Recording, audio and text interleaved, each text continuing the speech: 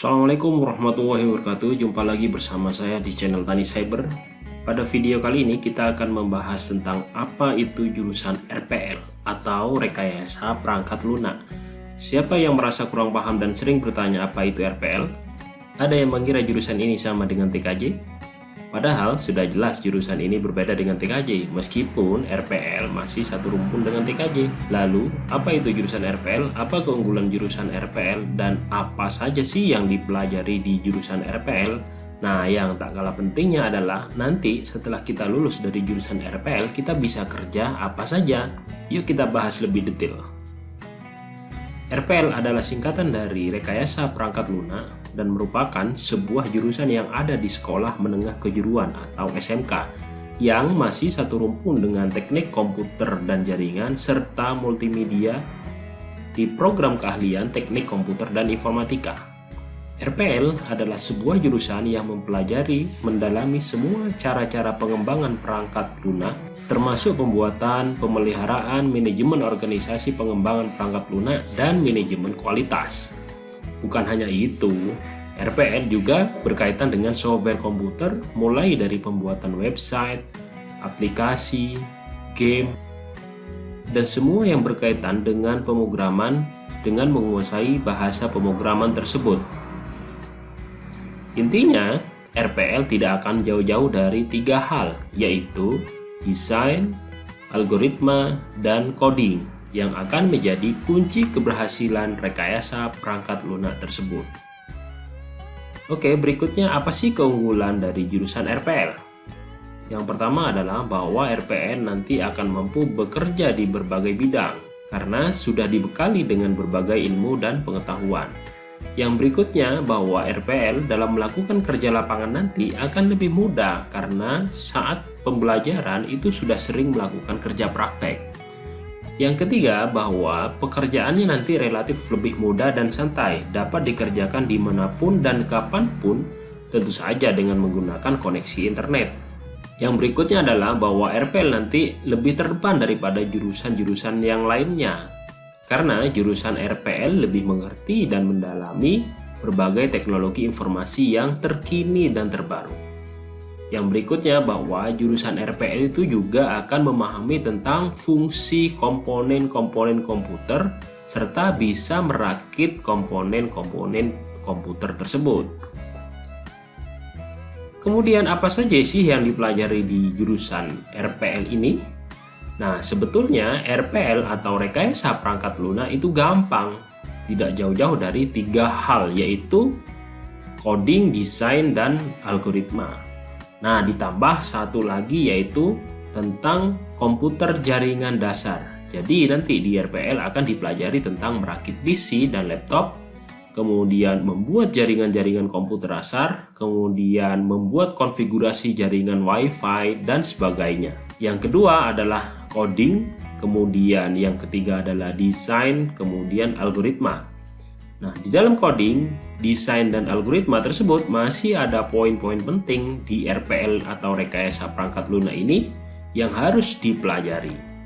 Inilah poin-poin atau yang harus dipelajari dalam Rekayasa Perangkat Lunak. Yang pertama adalah desain. RPL akan dipelajari tentang desain. Desain ini nanti akan digunakan untuk mendesain tampilan atau antarmuka dari website, kemudian antarmuka dari game, aplikasi desktop, maupun aplikasi Android. Nah, aplikasi-aplikasi yang digunakan untuk desain adalah seperti Photoshop, kemudian ada CorelDRAW, kemudian video editing, web design, dan masih banyak lainnya. Yang berikutnya adalah RPL nanti juga akan dipelajari tentang algoritma. Algoritma ini adalah urutan langkah-langkah logis yang digunakan untuk menyelesaikan suatu masalah. Ini menjadi penting supaya nanti aplikasi yang kita buat sesuai dengan yang kita harapkan dan logis tentunya. Nah, pada algoritma ini nanti yang akan dipelajari adalah algoritma dasar, kemudian algoritma tingkat lanjut, kemudian Microsoft Access, gerbang logika, basis data, dan lain sebagainya. Yang berikutnya adalah coding. Kemampuan dasar, kemampuan utama dalam Rekayasa Perangkat Lunak adalah coding. Coding ini adalah proses untuk menerjemahkan logika-logika algoritma yang sudah kita buat sesuai dengan tujuan aplikasi menjadi sebuah program aplikasi. Dalam coding ini nanti akan ada banyak bahasa pemrograman yang bisa kita gunakan sesuai dengan kemampuan dan kebutuhan. Misalkan di sini seperti pemrograman bahasa Pascal, bahasa C, bahasa C++, bahasa Java, pemrograman bahasa Python, kemudian Delphi, PHP dan MySQL, JavaScript, Ajax, web server, HTML, kemudian CSS, dan masih banyak aplikasi atau bahasa-bahasa pemrograman lainnya. Oke, ini adalah hal penting yang harus kita ketahui. Banyak yang bertanya jurusan RPL nanti kalau lulus itu mau kerja apa?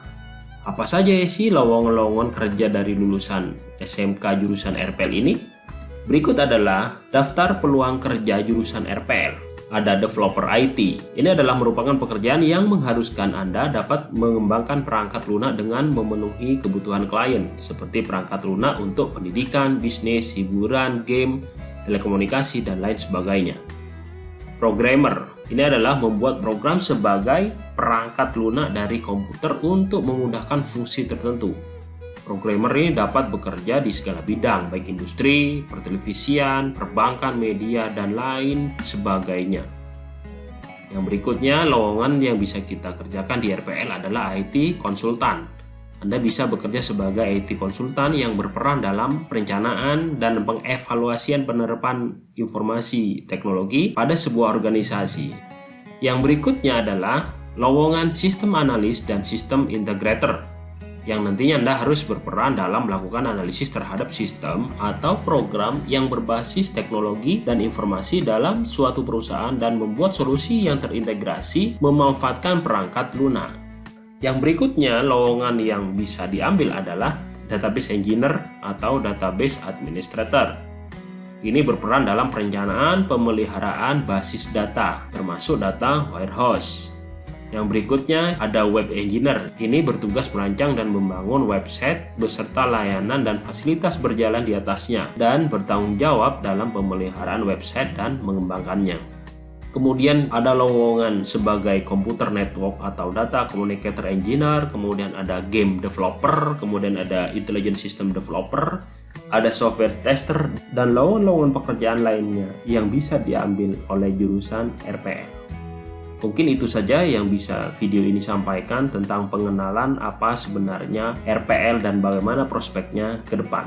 Terima kasih atas perhatiannya. Jangan lupa like, subscribe, dan komen channel Tani Cyber. Saya Heri. Assalamualaikum warahmatullahi wabarakatuh.